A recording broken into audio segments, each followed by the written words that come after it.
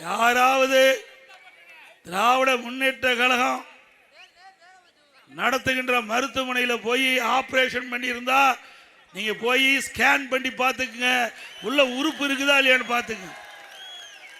ஆமாங்க, ஏன்னா நாமக்கல்ல மாவட்டம் கொமராபாளையத்தில் ஒரு பெண்மணி உடல் சரியில்லா போச்சு. அங்கே போய் ஸ்கேன் பண்ணி பார்க்கும்போது அங்கே கல்லீரலில் காணோம். அந்த அம்மா சொல்லிச்சு, இல்லை என்னை கஷ்டமாக இருந்து குடும்பம் நடத்துறதுக்கு நான் கிட்னி தான் எடுக்கணும்னு சொன்னாங்க, ஆனால் இப்போ கல்லீரலில் காணான்னு சொல்கிறீங்களே என்னது. அப்படி இந்த திமுக மருத்துவமனைக்கு போனால் எது காணாமல் போகுமோ தெரியல, எல்லாம் போய் ஸ்கேன் பண்ணி பார்த்துக்கு. இனிமேல் திமுக நடத்துகிற மருத்துவமனைக்கு போயிடாதீங்க. போவீங்களா? அப்படியே போயிருந்தாலும் உற்றார் உறவினர் நண்பர் யாராவது இருந்தா போய் நம்ம அண்ணா திமுக கட்சி, நம்ம அண்ணா திமுக நடத்துகின்ற மருத்துவமனைக்கு போங்க.